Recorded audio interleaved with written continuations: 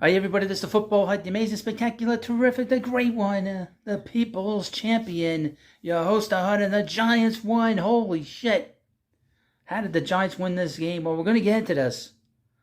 This unbelievable comeback, one of the biggest comebacks in the history of the Giants. Before we get into that, you have to subscribe to the Football Hut. I will get you as much information on the Giants during the week. This will be a short week, as you know, as they'll be playing the 49ers on Thursday Night Football. But this game was a key game, folks, because if they lost this game going into against one of the best teams in the NFC, this could have been a very rough beginning to this season. But this, I'll tell you, just going into the game, I felt very confident. I know a lot of us fans felt confident. But this game got off to, talk about a bad start. Holy crap. How did the Giants let this Cardinals team get out in front? 21 points in the first half. I'll never, or 20 points or whatever it was. I'll never know, but let's run down a couple of things, and then I'll go through this thing from SNY.TV. So the Giants kicked off. Arizona got the ball in the first possession.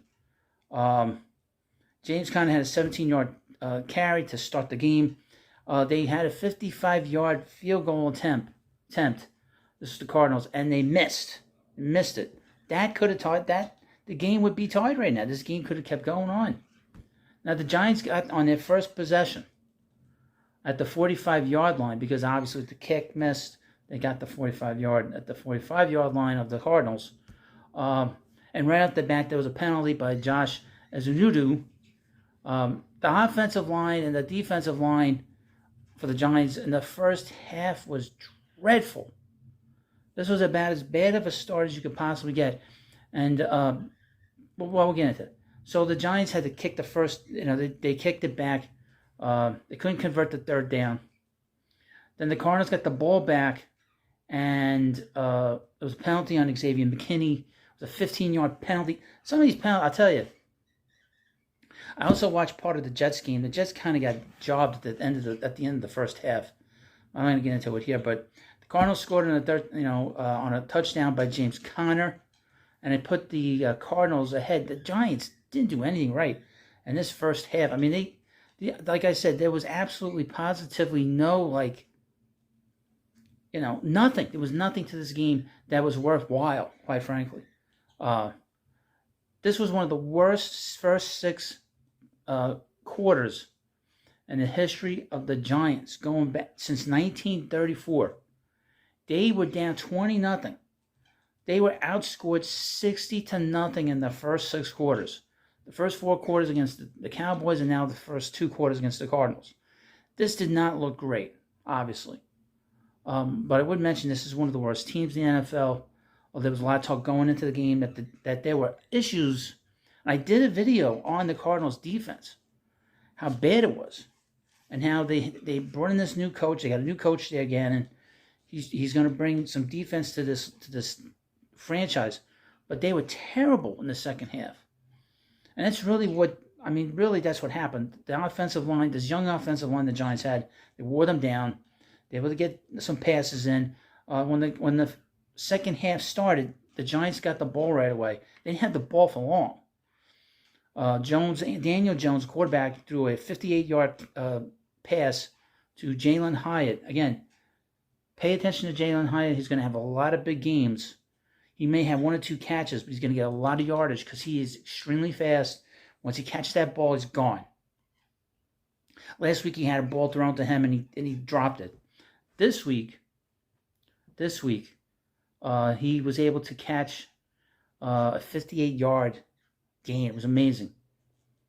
I would mention in the first half, before I forget, Saquon Barkley had a ball thrown to him by Daniel Jones, and Daniel Jones, it bounced off of Barkley, and it was intercepted, just like last week. But then the Giants started going to work.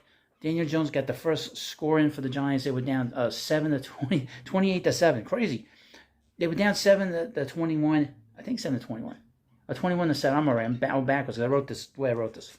But they were down 20-7, and Cardinals again got a score, and then they went for the extra point. And then the Giants scored again, and then they were down 14-28. Then at that point, we had Saquon Barkley. He scored the touchdown. And then Isaiah Hodgins later on tied the game up on a, what we got here. And I would mention, I'm all scatterbrained with this because I wrote this all down in my book. But it took the Giants into the third quarter, into the fourth quarter. What am I talking about?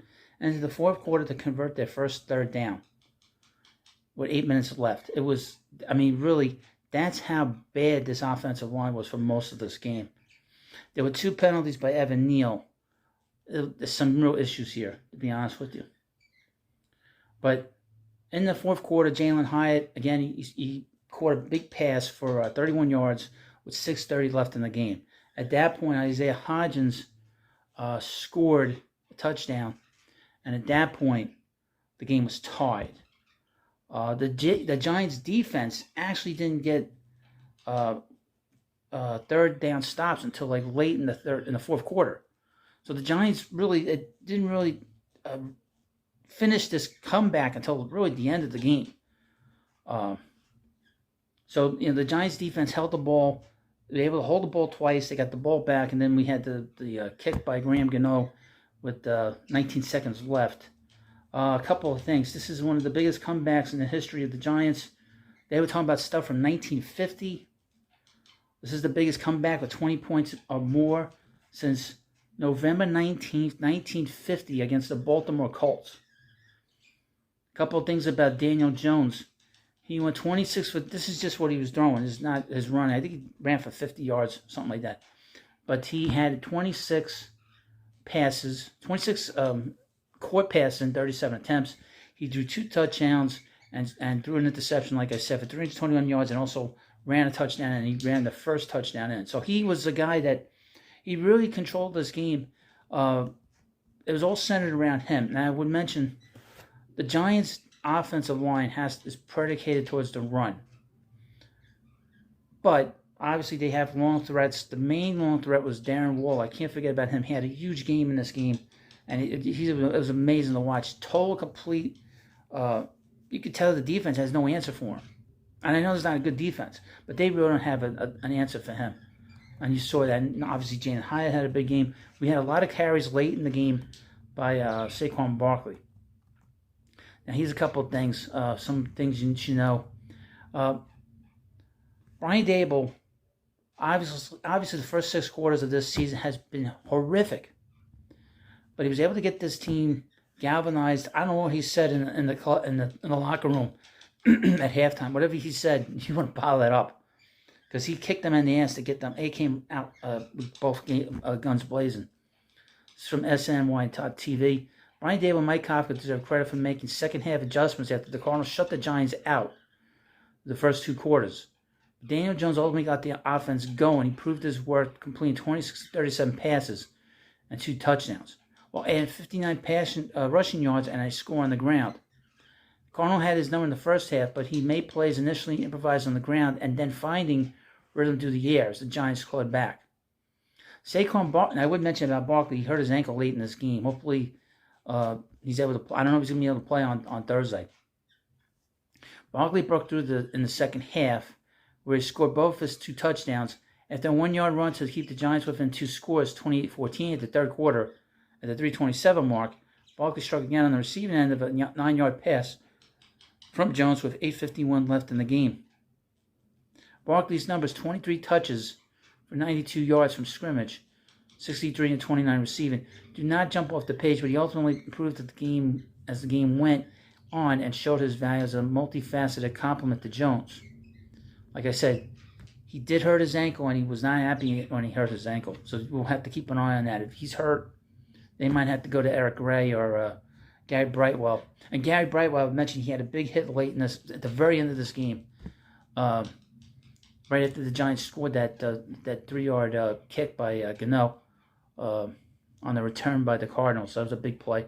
While Jones has familiarity with Barkley, he found his groove with a pair of the Giants' top off-season additions, Jalen Hyatt and Darren Waller. The rookie Hyatt flashed his big playability as he caught 2 passes on 2 targets for 89 yards. It's huge. I would mention again, he had one of the biggest games last year in college football against the Alabama Crimson Tide. The veteran Waller, who played through a hamstring injury in the Giants' 40-0 Week 1 loss to the Dallas Cowboys, looked like himself and showed signs of promise as a safety blanket for Jones. Waller made 6 catches on 8 targets for 76 yards. Although the Giants completed the 21-point comeback after trailing 28-7 midway through the third quarter, highlighted by Isaiah Hodgins' 11-yard touchdown reception and Graham Gano's 34-yard field goal for the win, the defense is a cause for concern. Absolutely. They gave up 21 points and then 28 points in this game. You cannot win this way. After the Cowboys rolled the Giants, the Cardinals led by backup Joshua Dobbs. And Dobbs played well in the first half. But obviously he's a young, he's a backup. At quarterback, Neely did the same. Is this a wake-up call for the unit and Wink Martindale? I don't know. I mean, they did have some big stops at the end of this game. But this is a big issue. This is going to be a big problem. You have to have some kind of defense. And they're going up against a big team on Thursday.